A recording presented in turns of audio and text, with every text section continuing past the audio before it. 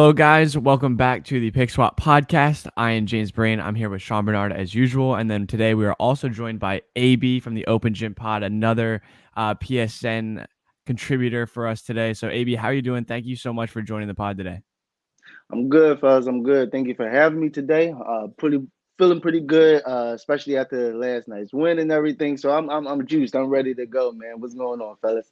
Yeah, appreciate you having on. We're definitely excited to get going with this today. So the Sixers are coming off a really exciting win, 4 straight wins at home in this homestand. They're looking really good. Embiid played again last night after his Mhm. rest day on Monday. So I'll throw it back to you, AB, before we start. Just what was your number one takeaway from last night's win against, at the time, the Eastern Conference leading Bulls? And the Sixers are now up there at the top of the East, too.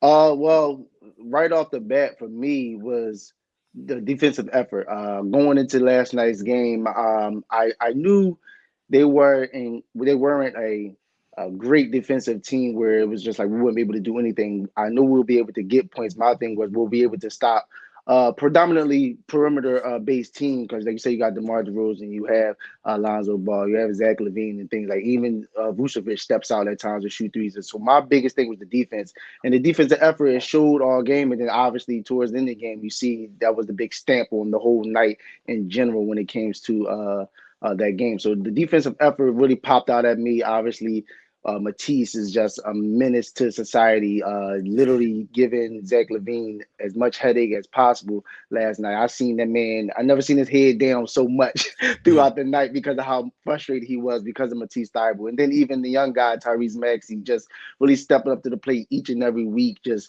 showing that he could contribute rather than be on the offense. And then obviously defensively, seen him at times on all three of those guys at times, just really just putting his impact on the game, not just being a liability out there, being a young player. So yeah, man, that was the one thing that stuck out to me from the jump as far as what I seen last night. Yeah, awesome. And for me, just the Sixers are fun. Like this team Yeah. competes. This team is ready. Like when I came into this year with all the off court drama and everything that's come with it, like I wasn't fully bought into that. We're still up there to compete this year, and this team is proving me wrong in that regard. In that, like everybody here is still taking care of business, isn't worried about anything, and is showing up every single night. And there were some defensive possessions last night that were just so fun to watch. Like all the right rotations were made. Everybody was stepping out, switching men, doing everything they need to do. And to see like the team stepping up to these challenges and continuing to fight through everything, even like this season's already been so adversity filled. And we talk about Tobias taken away, and that's another huge a guy who's been so consistent and the team's leaned on so heavily and just not even miss a beat. New starters. We got the Furkan and Matisse starting together, the make it take it duo. So love seeing that.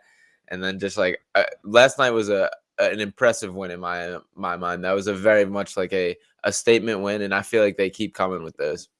Yeah, Yeah, I agree. absolutely. And I was like, not, I don't want to say like pleasantly surprised because like we starting to like come to expect a lot of these things to happen with the Sixers defensively. Joel Embiid, like The we could block. talk about that, dude. Insane.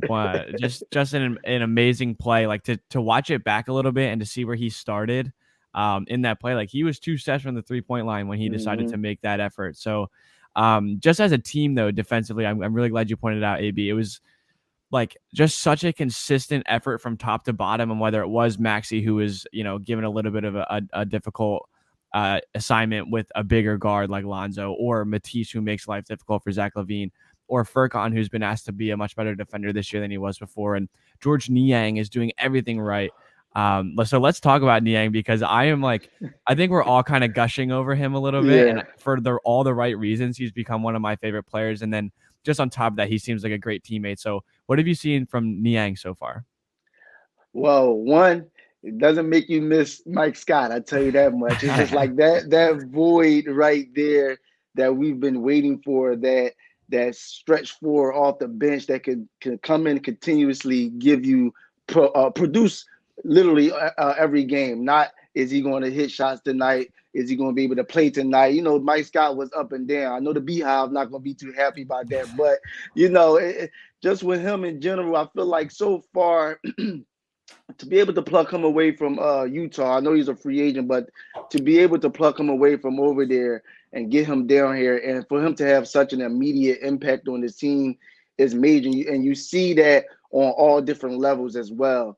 Obviously on the court, clutch shooting, hitting open shots, playmaking. That's one of the things that really stick out to me. I didn't know. Obviously, he's in Utah, so I didn't know how much of a playmaker he was. Actually, even with putting the ball on the floor at times, going to the basket, even going to. I was one play.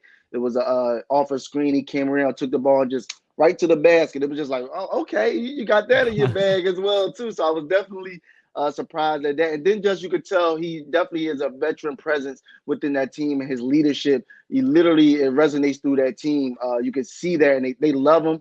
I love the guy. I've been telling friends about him. They I don't know who that. I don't know who that guy is. He isn't this, isn't that. Last night they was like, we're never not going to listen to you ever again, Eric, because you telling us about this guy is amazing. Everyone is gushing over that guy. I know it's early. I know there's going to be ups. I know it's going to be down. But as far as the early process of what's going on right now, Georges Niang, and with 2 days in a row scoring almost 20 points, it was just doing it all for you. And then defensively, we know he isn't a defensive stopper, but he holds his own out there. Like I said, for a majority of the time when he was out there, he was on DeMar DeRozan. Yes, we know DeMar DeRozan still went off. He had 37 points, but that's DeMar DeRozan. But it wasn't like he was just getting totally unmatched, just blown by or getting beat. It was just he's just a scrappy, a hard-working, just kind of guy that you need on the team. He's a glue guy for me. I feel like that's a good glue guy for the team. So Niang is definitely a pleasant surprise for me, and then hopefully for this team going forward for sure. Yeah, I mean, he had 18 points last night, added 4 threes for us. So often we look at this from the Sixers perspective, it's from a team building perspective, and it's obviously like an awesome addition. He's been great here. But when we look at this from Niang's perspective, like this has been a real chance he's got this year. Like looking back to his career, he's been so kind of locked into just like a pinpoint role, a catch and shoot 3 guy, especially with the Jazz. And the most minutes per game he's played is 16, which was last year. And this year he's really getting a chance to just show what he can do. And for the first time really in his career, and he's proven it. He's proven that there's more in his bag, that there is stuff he can do. He can pass the ball. He can do a little bit of everything. He can put it on the floor a little. And that's awesome to just see how much this guy has, already greatly outplaying his contract. And then once again, shout out to Morey too, working the margins and finding value with these bottom of the roster spots. Yes. And Niang's been exceeded pretty much all expectations with that. Everyone seems to love him too. All the team, even like the last play of the game, which he did get beat on, and he does compete defensively. His feet are just naturally a little slow. I mean, he's nicknamed the minivan for a reason. But like, he has a sense of humor about it. Like after the game, they asked about his view on the Embiid block. He's like, well, I mean, the guy drove right past me, so I had a front row seat for it. So cool. Just like everything about him as a guy and a player. And I think he's just a perfect match for this team.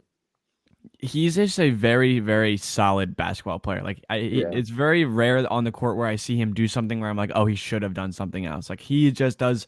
He constantly makes the right read, the right play, the right pass, the extra pass, and like I don't like it's hard to kind of think about a guy that the Sixers have had that does that consistently, where he's just a consummate pro.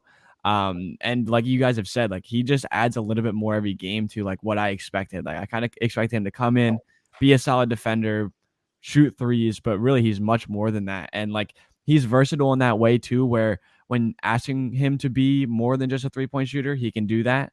If you want to kind of minimize his role and make him just a shooter and a defender, he can also do that.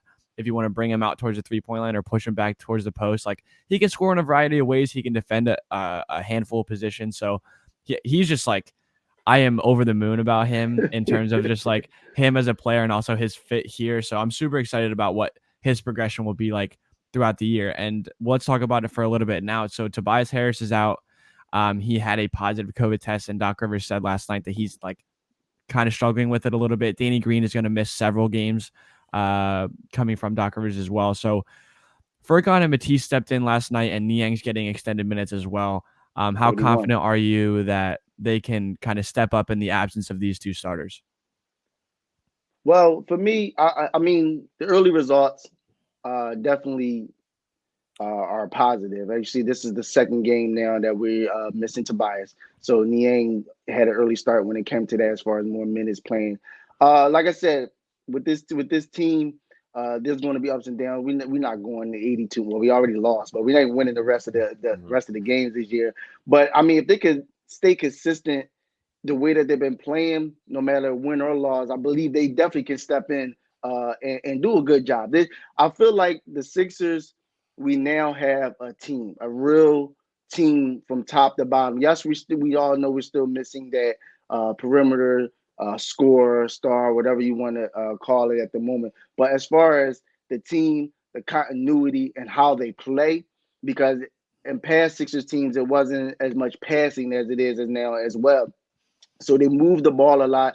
The ball doesn't stick. It keeps on. So the way they play right now, I feel like we will always be in it. It will never be a game where it's just like we just look totally outmatched unless we just don't show up at all. So as far as just riding the ship out, like I said, he'll be out 10 days. I believe Tobias will be out. And then we don't know how he will actually come back. Like you say, he's dealing with COVID. We know last year Seth went through it. He didn't come back as great as he so supposed to as well. But I feel like this team with Korkmaz, as you said, continuously, and I've talked to Sean about this before. Like I wasn't the biggest Korkmaz guy when we first got him, and then when we re-signed him, and I was just like, but literally, he has shown each and every year the effort to at least get better. We all know he's limited. He isn't the most athletic. He is a streaky shooter at times, but just the effort and the want to actually want to get better. And like you say, even defensively, we know at times he'll be outmatched, but the simple fact that this team has bought in to each other, this team has bought in with this team and organization, that's going to bode well. And then, like you said, Niang, just a veteran, solid player. So I feel like with him, you're going to get that consistency. Barring injury with all this, you're going to get that consistency from him. And I believe so from Korkmaz as well. I feel like this team, and we talk about it with Doc Rivers in the past as far as his coaching. I believe there is coaching that comes into this aspect as well. You see it on the floor, even down late last night. They're being coached this year. I'm pleasantly surprised with the Doc Rivers as well, as what he's teaching them, the defensive schemes that they run, and the offensive sets that they're running. Definitely is shown on the floor, and they're actually buying into it as well. So definitely, I feel like we can ride the ship out. Niang, Korkmaz, they'll be good. Like I said, we're not going to blow people away. We aren't coming into arenas and people are fearing the Sixers and things like that. But I guarantee you, when we go and play these teams, they're not just going to just come in and just roll over us. Because like I said, as long as Embiid stays healthy, he does what he got to do. I feel like the role players like Niang and Korkmaz and Tyrese Maxey and people like that, they're going to continuously grow. And as the season go along, that's all you can do is ascend up. The arrow is definitely pointing up for this team. For sure. And you touched on a lot of awesome stuff there. And first off, hope Tobias is all right. Hope everything works out. He gets better. Sir. Yes, sir. Feel bad about that. Like you said about Doc Rivers, and James, I know you're not a Doc Rivers fan club member or will ever join that, but he does deserve some credit for being a impressive, like, floor raising coach in the way that like he always is going to have some critiques to his end of game management and adjustments on the fly and that, but to get a team to consistently compete, and this is more kind of his speed of what I've been impressed with, I guess, is increasing the team's level in that regard. And maybe there's still questions if he can push the final product to the championship when the playoffs are on the line with that. But the early start to the season, I am encouraged with what I've seen with that. To address Furkan specifically, I mean, I think it's so cool to think about when this guy came here. Like, he really was kind of like a end of bench, fun-loving, fan favorite guy. And to see him develop into like a legitimate contributor for this team, and he just has added layers to his game, and he has improved a ton since he's got here, which is awesome. And that also brings me to when we talk about the whole Ben Simmons situation, which is overhanging. I'm completely out of the trade him for role players or guys like that discussion in regards to like, if we're not getting that top level star, we have enough guys that can step in and play a role like that. Like, this team is loaded with solid role pieces and complementary pieces that is worth holding out and just seeing where the market shakes up. If there is like a legitimate guy that shakes free, and if it doesn't, and we do have to settle in the long term, like, that is what it is. But for the moment, it's not a bad thing letting these guys all get a chance to develop and see exactly what we have. So I've been really impressed with what pretty much everybody has added this year. Furkan is my early eye for, I guess, the most improved on the team and what he's added so far this year. But this team is going to continue to compete, and I think everybody's playing like they have something to prove, which I love to see. I would. I'm good. No, sorry. I was just gonna say it's a lot of fun. Like, they're actually a fun team again, which is a good development. And I will say, I'm the first to go out of my way to critique Doc. I'm the first to say that he fails in a lot of ways as a coach. But to be completely frank and honest with you and fair, he's done a great job thus far this year, and it's hard to deny that in a lot of ways. I thought it was funny that he took credit for the challenge last night, considering he completely did not take credit for it the first time when it went the other way. But that like aside from the point, like he's done a very good job as like what you said, Sean, floor raising and getting these guys prepared. Like Tyrese Maxey has been. We expected a lot from him coming into this year. And at first it was kind of like, oh, maybe he's not ready for the role. He's been great. And it's hard to not love that kid as is. But seriously, with every single, like you said, every week he's coming in, every game he's coming in, and like there's tangible difference in the way that he's playing and the way that he's approaching the game. And it's really encouraging to see that from obviously a young guy. Like I think he turns 22 today. So like I'm a month 21. older than this guy. 21. Jesus. 21 today. Yeah. Yeah. So I'm more than a year older than this kid, which is insane to me. Like it's a weird development, but he's so good. And like last night, the off foot takes, like everything that he does around the rim is incredible. And as we see him grow, it's just going to be a lot of fun to watch. And I think that's a lot of credit to go to Doc Rivers. So AB, like, let's talk about Maxey for a little bit. Regardless of the situation at hand, we'll talk about Ben in a little bit, but Tyrese Maxey is the future of this team. I think it is a big part of it. What do you see from Maxey now that you think will kind of translate later on in his game? So definitely, once we drafted Maxey, I was high on him getting him, and where we got him at, definitely was, to me, it was the steal of the draft essentially.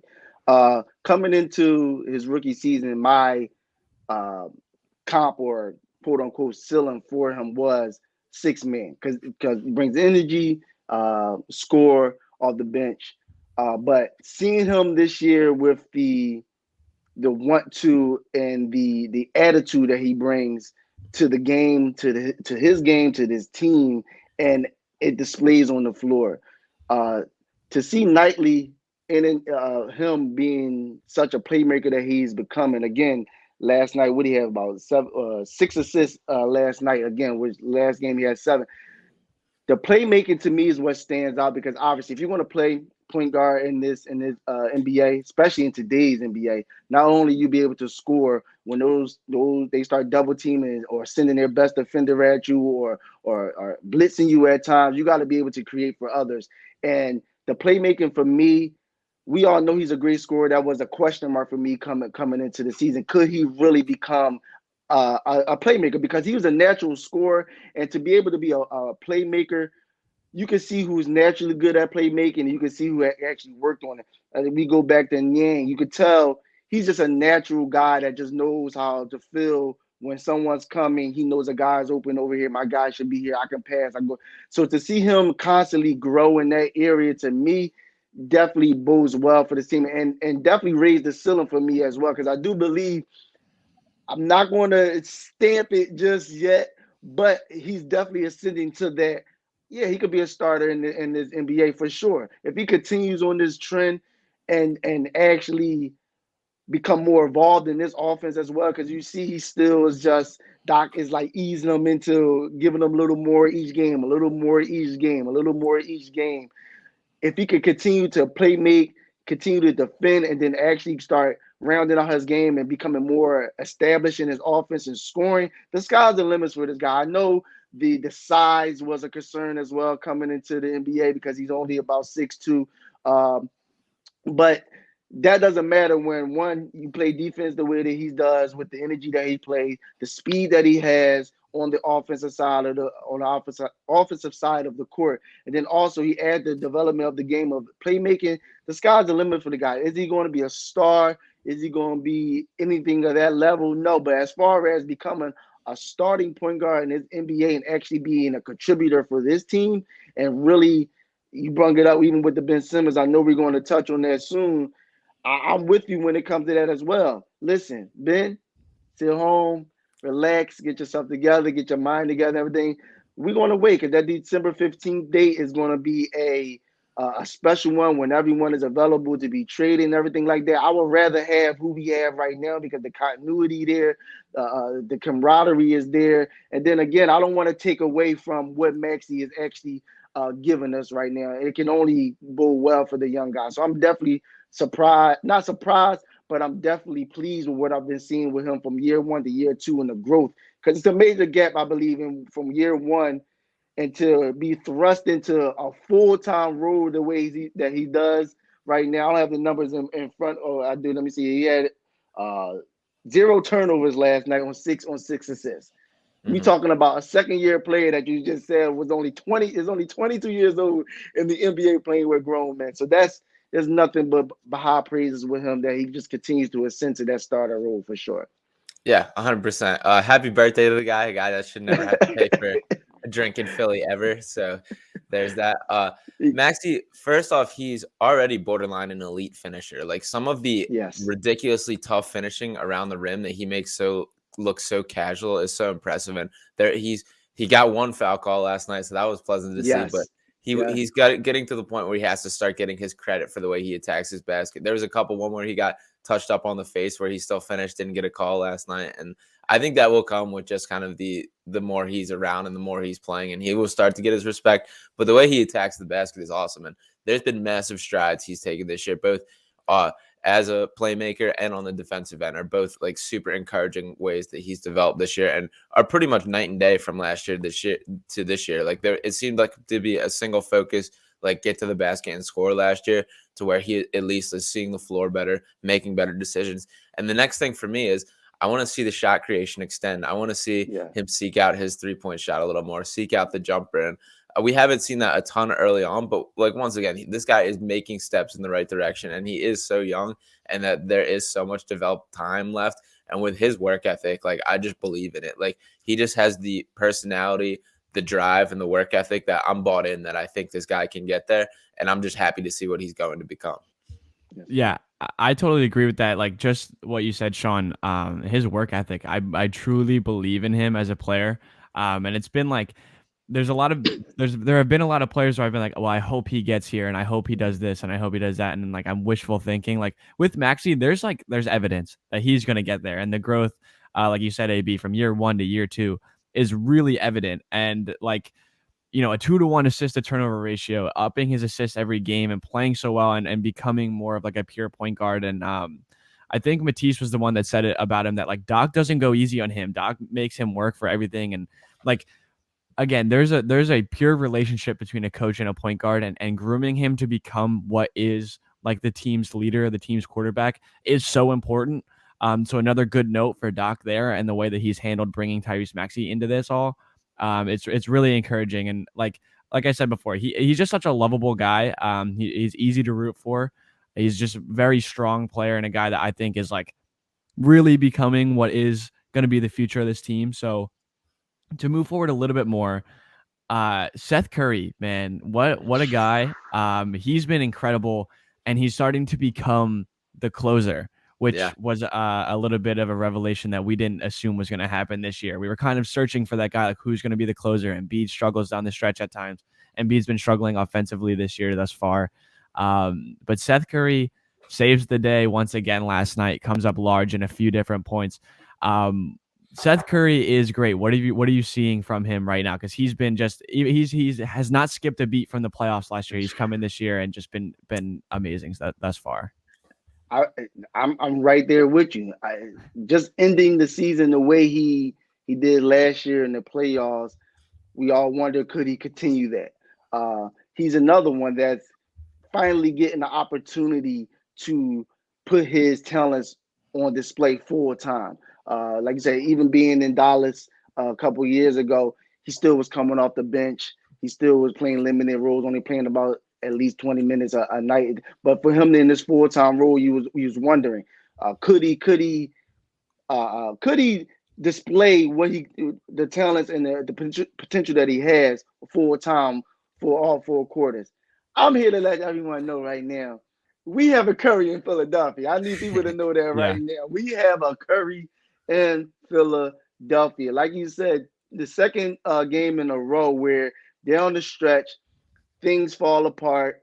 You need a bucket, time running down, and he comes up with another big shot.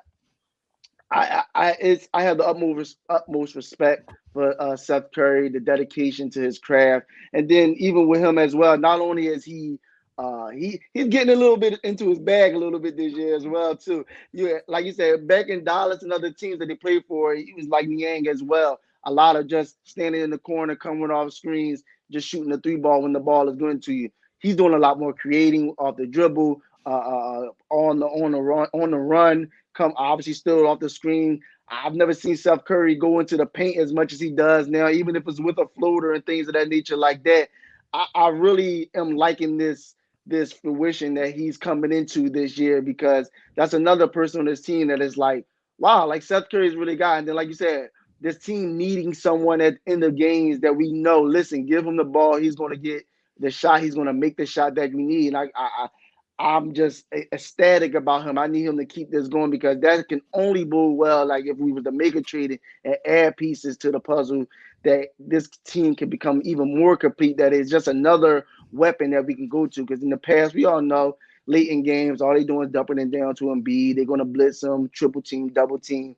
But now that you actually have a person on the perimeter that you're going to have to fear, that you're going to have to worry about, you ain't going to be able to do that as much anymore. You'll see throughout the year, okay, they want to give Seth Curry the ball. Now you got to worry about the big man down in the post doing what he got to do as well. So Seth Curry has just been absolutely amazing to me. Again, another big night. And then just the playmaking as well on top of the scoring. Everyone thought Seth was just a scorer, but he's displaying that he can pass the ball as well too. And we're not just saying just swinging the ball around the perimeter. No, when he drives to the baskets, going for a layup and see an open man, he's dishing it to the corner. He's dumping it off to the big man, stuff like that. So with Seth Curry, nothing but utmost respect for that guy and high praises for me when it comes to Seth Curry, a beast. Seth Curry is in town, everybody.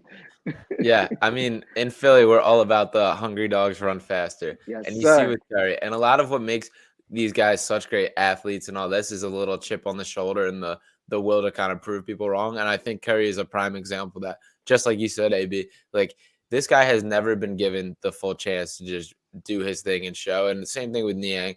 And I think that this is another statement from Curry of like, I can be that guy. And he's been a statistically great shooter his entire career. And it doesn't make any sense to me why it's taken so long for him to find like a full role. And sure, there can be critiques about his defense, but he's not a zero there either. Like he has active hands. He does work. He gives effort. And he's a little undersized, little small, but he does enough that he's capable of staying on the floor. And I'm so happy that he's jumping to the occasion. And the way he seeks out his shot is so different when he first got here. Like even in the Trailblazers game, especially, like you saw the little pull up three on a switch, and last night finding that the shot at the end. It was like he dribbled at the top for forever, handed off, made his little movement, come back, and it's like you felt the entire time like Curry wanted that ball. And to have a guy that's like seeking out that last second, that perimeter, and proving that he can do like what this team needs for now is huge. And he's proving that he is that guy. And Seth Curry is like bordering on like a legitimate guy that can be a number 2 or 3 on like a winning team in my mind. And I think if there is like another key piece there, like he doesn't need to go anywhere. I love what he brings. So I'm so excited for what he's shown. Yeah, dude, he's been like every time we watch him, it's almost in a similar way as Niang, where you're like he doesn't do a lot of things wrong, and he's like AB, like you said, we talked about it on Tuesday. He's a deep bag. Like people don't even realize like he goes way deep, and it's just like every time the step backs, even when it looks like it's off balance, he shoots like his touch is so good. Just everything he does, his form is so great, and it just like kind of sits in the bottom of the net when it goes in. It's just very pretty. What he does is very smooth. And I've just been like every time I see him play, I'm more encouraged and more kind of like confident in what he's doing. And he's just been like stepped up in the absence of Tobias Harris, obviously Simmons, but Harris. And then like I do want to talk about right now, Joel Embiid has not been Joel Embiid on the offensive end of the floor thus far this season, which like I'm not too worried. We're only 8 games in. It's still very, very early. He's been dealing with some knee injuries. He's been kind of piggybacking this offense throughout the year until recently when, the last 2 games they've had 5 or more players in double figures, but Embiid was really shouldering the workload of the offense for the majority of this start of the year. And again, last night he had 18 points. He was great defensively, and has bought into everyone's going to get the ball, everyone's going to eat, which I think is a part of it, which is obviously helping to become a winning basketball team. So it's not all bad, but his numbers aren't as gaudy as they were last year. Are you worried? What are you seeing? Well, with Embiid, like you said, it's early. I'm not going to jump to conclusions just yet. Like you say, he's battling injuries. He just came back. He wasn't on the injury report coming into this game, so that's a positive as well. For me though, I don't look at it as a bad thing because offense that's not just going to leave. He's too talented at that side of the ball, so he's going to be all right when it comes to that. He'll work to get there.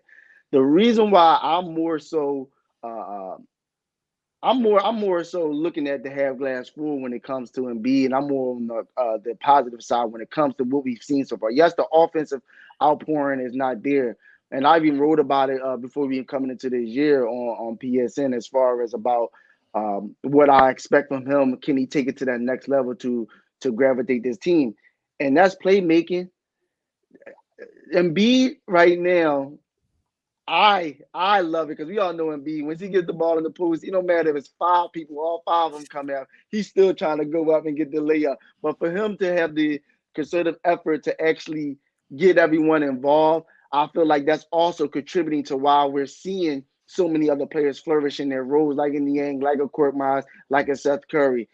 Last night again, Embiid 7 assists. Well, the previous night he had a 6 as well. So that right there, I feel like bodes well better for the team more than anything because he's understanding that for this team success, he actually, even though it comes to him, he has to initiate the offense that time and get everyone involved. What we seen last year is every time people will be open and I'm screaming at the team, Embiid, Seth's right there, Tobias is right there, and he's still going. But so his playmaking is I'm looking at, and I'm just like, I'm glad that that's what he's looking at, looking forward to and doing it. And then defensively, right now, Embiid is really, he's defensive minded right now. And I'm glad.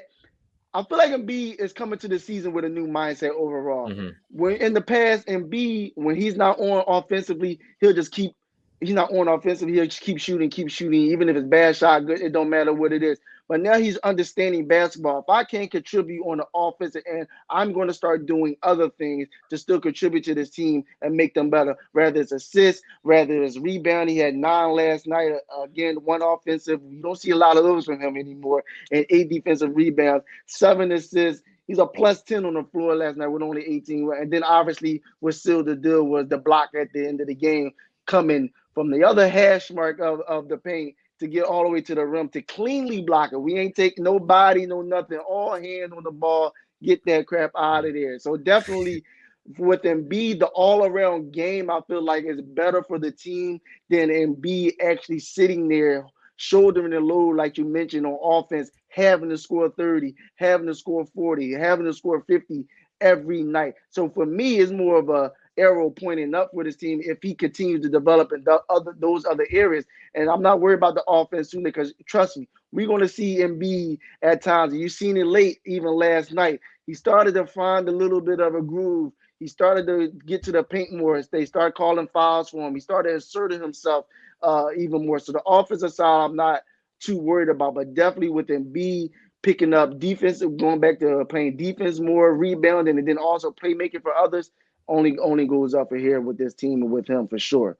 Yeah, and I loved him letting DeRozan know that it was all ball too. I love that. And Embiid in general, I think he's a very much like I'm going to prove you wrong guy. Like I'm going to do what you say I can't. And I think some of his emphasis on passing ties into that. And when we talk about the MVP candidacy and last year, the hopes for that, the notch that has always been given to Jokic is how great he is as a passer. And I think Embiid has a little chip on the shoulder of I can do this too. And some of that for sure comes with necessity of we're missing the Ben Simmons aspect of running the offense, and he's trying to fill that gap. So some of it's absolutely more of a tactical move.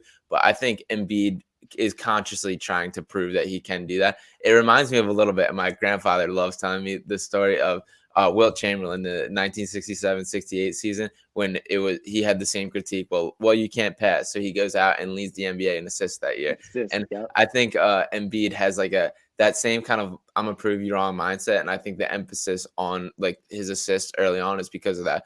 And tactically, it works. Like when we have the Embiid and 4 shooters that you can't double, and he's going to prove you wrong if he can double. And there has been just an increase in decision making. I love the whip underneath the basket passes. He hit Matisse again last night when in that dunker spot, which like that takes like vision to find, and then to even execute that is awesome. And I'm not worried about it in the long haul. His shot selection has not been great so far this year. I would like to see some improvement there. A lot of settling for like the fadeaways and the mid range and. I think when it comes down to crunch time, he'll get back to banging his body and posting up and doing what he does best. So I'm not worried when we get closer to playoffs. But for the moment, like it's cool. He's definitely had kind of a more team friendly mind this year. And even right after the game yesterday with the post of the block right away with just vibes this year is the caption. Like I'm all about what this guy's doing, buying in. And I feel like the team has bought into him as the leader, which I think is cool. I think like to the biggest point is that he's just become a catalyst of team basketball. And that is maturity. That's physical and mental growth from Joel. And we talk about it all the time, like the amazing development of Joel Embiid, not even just as a basketball player, but as a human being. And I think that maturity has come a long way, and it shows in the way that he does play basketball. Like 7 assists, Joel Embiid is doing like that type of game consistently and not scoring 30, like different type of game for Joel. And it doesn't really matter. He's still as important and still as impactful in an 18-point game. Obviously, you see defensively, like he's talked about wanting to win Defensive Player of the Year, and taking Ben Simmons out of the equation, this defense is still good. And Sean, you were totally right about that for a while. You've been saying like any team with Joel Embiid as the anchor, there's still going to be a solid defense. And I want to give you credit for that because you've said that for a long time. So, but like Embiid is always got like can do no wrong in our eyes. I think, we are always going to find that like he's doing a very good job at being even different, better in a different way this year than he was last year. But to move to the kind of the elephant in the room and something that's obviously the cloud that's been hanging over this, before we let you go, AB, I just want to get your opinion on the situation right now. And do you want Ben back? Like, just give us your little synopsis of what's going on and how does that affect your opinion on Ben and maybe the possibility of him coming back? Yeah. So we touched on it just a little bit earlier. When it comes to Ben and the situation that we're in right now, I've been saying this even last night during my post game live. I was saying this for the longest. Ben he's not coming back. To me, it's done. It's just a matter of time. And when it comes to that situation, I feel like the Sixers are just waiting for that December 15th date off the rip, when newly free agents and players who signed extensions are available to be traded. That's all they're waiting for. And Sean hinted on what my process of thinking has been is I love this team the way that it's constructed, and that I don't necessarily have to get that settle for anything or anyone that's trying to give me anything right now. I can just wait and see what the market sets up to be, and whatever shakes out that's best for this team, add to that when it comes to that. Because for me, the Ben Simmons experiment is over. And the report just the other day that Daryl had reached out to him, wanted to talk to him, see how his process was going with his mental health and everything like that, and basically not really wanting to acknowledge anything or let them know about anything that's going on with that he's just going to work with the PA and everything like that. That lets you know right there that all this is just to be able to just still be here, get his money, and stay. And for me, that I feel like that's best for the team, because anything inserting Ben Simmons back into this equation right now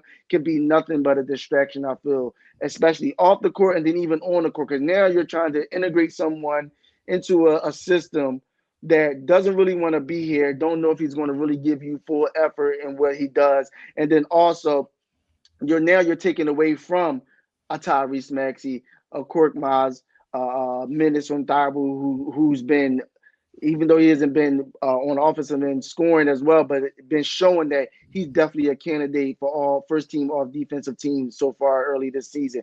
So definitely with me with Ben Simmons is let's wait it out, get to that December 15th date, and whatever shakes free, because it's going to shake free. And I'm not saying we gotta get the big star, but you see what Portland is doing. They just lost last night to the Cavs.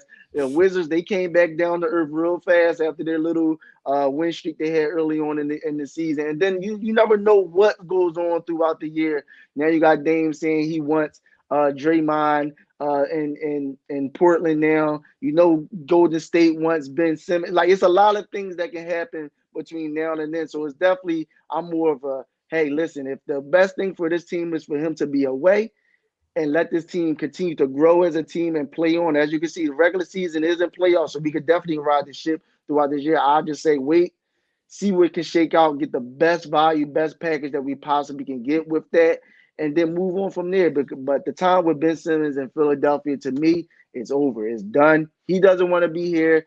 I don't believe the teammate necessarily want him to be. Not that they don't like him as a person, but they know that right now, what they're building right now, it's better off if they separate, build from there, and keep moving on. Yeah, 100%. I mean, we've said from the beginning, if there's any GM equipped for this type of like battle that's going on, it's Daryl Morey. And he's as much as it's been questioned at times, he's making the right moves for the Sixers' interest and sitting in the corner and making sure that this goes down the way that the team needs it to. I don't think there's any benefit to Simmons coming back with the team. Like you said, AB, like it'd just be a distraction. And I mean, it's clear he's doing everything possible to burn the bridges the way they can. And when we talk about like the developments this week, which weren't anything crazy, but like if this was a physical injury that he's dealing with, the team is checking up on you in the same way for progress and seeing what's going on.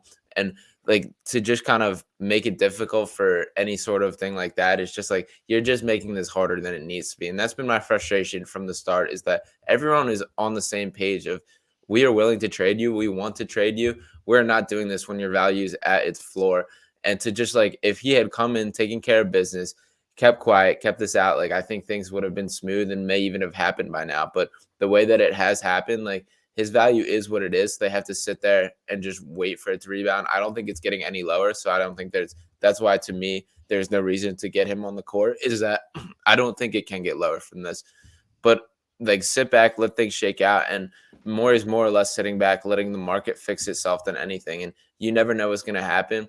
And the Sixers proving to keep winning without him proves that the Sixers don't need to rush it. So I agree. I think Simmons' time in Philly is over, and I'm still hopeful that if this guy does shake free and they get a legitimate top level contributor, the Sixers can step right back into legitimate contenders this year. So I think Morey's doing everything right. Yeah, I've been surprised with how good the Sixers have played this year. And I thought that the like Ben Simmons absence would be a little bit more of a like pretty clear that he's missing. And actually, it's been kind of the opposite. Like you almost forget about him when watching this team, which is like has been the enjoyable part of the season. Is kind of just forgetting that this is happening and watching the game that's actually on. But yeah, I'm interested to see what's going to happen at this point. I think it's just like a matter of time. And it will definitely be interesting to see how it plays out, because like you guys said, like Daryl Morey's not going to make a mistake. I don't think he's not going to at least try his best to get the value that he sees fit. So that being said, I think we can wrap it up here. We've had a great conversation. Obviously, it's been a ton of fun having you on, AB. If you have anything to plug, Yes, go ahead. You have your podcast. Tell us about your pre and post game stuff. Go ahead. Yeah, yes, sir. So yes, you can follow me on Instagram. I do pre-games and post-games for Eagles and 76ers. You can follow me at only one AB __. Again, there's only one, the number one, AB __. Then also I've started, as you can see, a podcast series called Open Gym Pod. You can also follow me that's on Instagram as well. Oh Lord. Open Gym Pod. I'm thinking my name and the Open Gym mixed up, but Open Gym Pod also on Instagram and YouTube as well. My first guest I had on there was John Marks, the host of the Marks and Reese show from 94.1 FM Sports Radio, WRP Radio. So definitely, man, follow me.